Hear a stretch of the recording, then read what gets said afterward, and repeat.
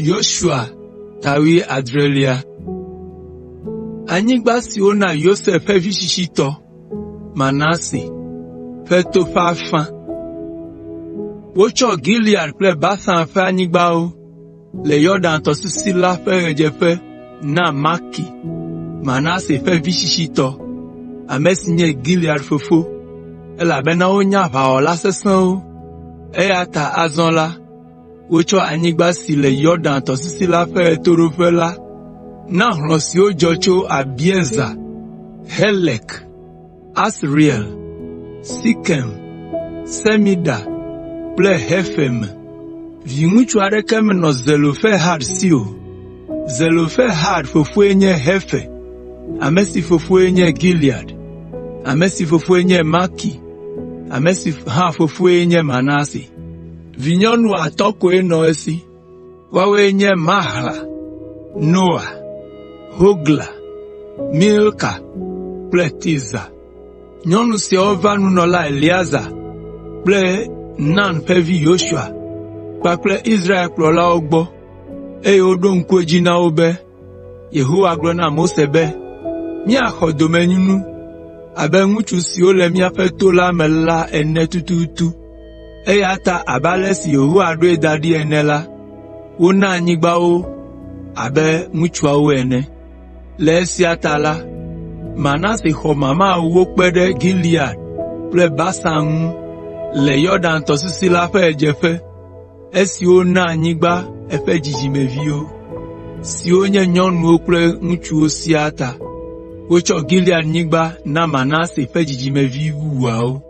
Manase ƒe viwo ƒe anyigba ƒe anyigbemeliƒo ɖo ta anyigbeme lɔƒo, tso Ase ƒe liƒo dzi yi Mismetat le Sikem ƒe ɣedzeƒe.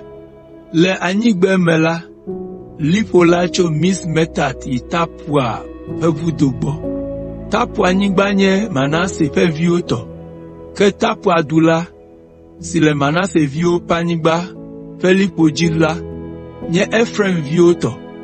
Manase viwo ƒe liƒo la to Tapua ƒe vudo la ŋu, to Kanaan tɔʋu la ƒe dziehe yi Domeƒu la ŋu.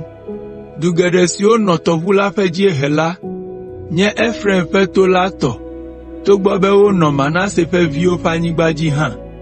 Wotsɔ anyigba si le tɔʋu la ƒe dziehe yi keke Domeƒu la ƒe ɣetoɖoƒe la na Efraim ƒe viwo, eye wotsɔ anyigba si le tɔʋu la ƒe anyiehe kple atsiaƒu la ƒe ɣedzeƒe la na Manase ƒe viwo.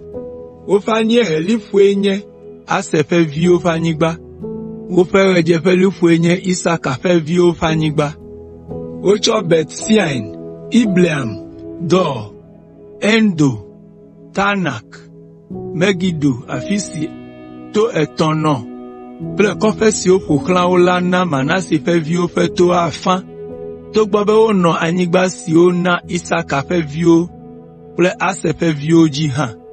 Esi Manase ƒe dzidzimeviwo mete ŋu nya ame siwo nɔ du ma me o ɖa ta la, Kanaantɔ mawo tsi anyi. Esi Israelviwo va kpɔ ŋusẽ megbe la, wozi Kanaantɔwo dzi, eye wosubɔa wo abe kluvi ene. Yosef ƒe to eveawo me tɔwo va bia Yosua be, nu ka ta nèna anyigba ɖeka ko mí le esime Yehowa na míedzi sɔgbɔ ale? Yosua gblɔ na wo be, ne Efraim ƒe tonyigba melolo na mi o la, ekema miƒo avenyigba si dzi Perizitɔwo kple Rafintɔwo le. Yosef ƒe amewo ɖo ŋu be, tonyigba la melolo na mi o, ke gatasiaɖamwo le Kanaantɔ siwo le gbadzaƒe la kple siwo le Bet-Sean kple du siwo ƒo xlãe kple siwo le Yezreel ƒe balime la si. Yosua gblɔ na Yosef ƒe aƒe, Efraim ƒe vi kple Manase ƒe vi siwo nɔ ɣetoɖoƒe la be, miesɔ gbɔ nyateƒe, eye miesẽa ŋu ŋutɔ, eya ta ele be miaxɔ anyigba wòalolo.